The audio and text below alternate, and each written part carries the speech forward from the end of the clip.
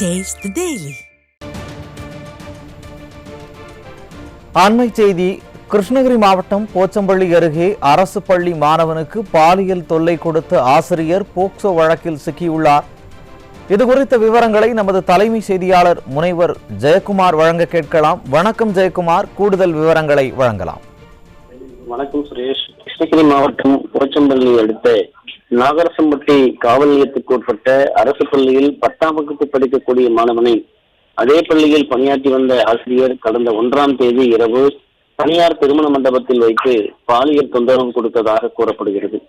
இதில் அதிர்ச்சி அடைந்த மாணவன் எப்படியாவது ஆசிரியர் பிடியில் இருந்து தப்பித்தால் போதும் என தப்பித்து ஓட ஆசிரியரோ விடாமல் பின்தொடர்ந்து இருசக்கர வாகனத்தில் துரத்தி இருக்கிறார்.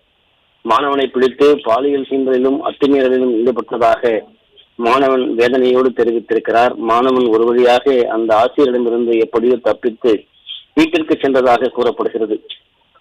1ஆம் தேதி பள்ளிக்கு செல்லாத அந்த மாணவனை கண்டிக்க, நடந்த கொடுமைகளை பெற்றோரிடம் விவரிக்க பெற்றோரே அதிர்ந்து போயிருக்கிறார்கள்.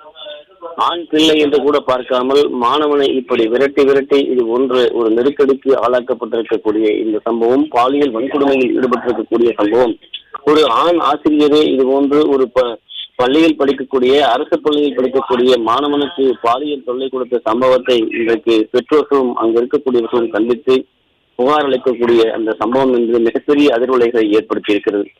கடந்த சில தினங்களுக்கு முன்புதான் இதே கிருஷ்ணகிரி அருகே போச்சம்பள்ளியில் இருக்கக்கூடிய அரசு நடுநிலைப் பள்ளியில் 8ஆம் வகுப்பு படிக்கக்கூடிய 13 வயது மாணவியை அதே பள்ளியில் பணியாற்றக்கூடிய 3 ஆசிரியர்கள் கழிப்பறையில் வைத்து வாயை கட்டி பாலியல் வன்கொடுமையில் ஈடுபட்ட சம்பவம் மிகப்பெரிய அதிர்வலைகளை ஏற்படுத்தி இருக்கிறது. அந்த காயங்கள் ஆறுவதற்குள்ளாகவே கிருஷ்ணகிரி மாவட்டம் போச்சம்பள்ளி நாகரசம்பட்டி பகுதியில் இருக்கக்கூடிய அரசு பள்ளி 10ஆம் வகுப்பு மாணவன் என்று கூட பார்க்காமல் அதே பள்ளியில் பணியாற்றக்கூடிய ஆண் ஆசிரியர் இப்படி பாலியல் வன்கொடுமையில் ஈடுபட்டிருக்கக்கூடிய சம்பவம் அந்த பெற்றோர்களையும் அந்த மாணவனையும் வேதனையில் உறைய வைத்திருக்கிறது.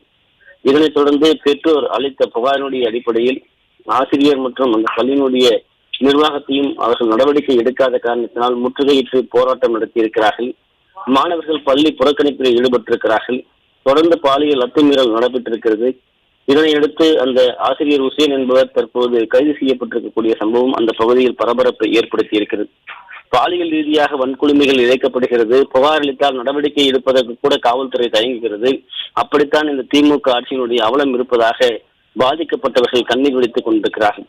ஏற்கனவே போச்சம்பள்ளியிலே ஒரு மாணவியை 3 ஆசிரியர்கள் கூட்டு பாலியல் வன்கொடுமை செய்த சம்பவத்தில் அவர்கள் போராட்டம் நடத்தி முற்றுகையிட்ட பிறகு கைது நடவடிக்கை தொடர்கிறது என்றால், தற்போது மாணவனுக்கு ஏற்பட்ட பாலியல் வன்கொடுமை சீண்டல் தொடர்பாகவும் புகார் அளித்து நடவடிக்கை எடுக்கப்படவில்லை. பள்ளியை முற்றுகையிட்ட பிறகு நடவடிக்கை என்றால் எதற்கு காவல்துறை, எதற்காக இந்த அரசு இருக்கிறது?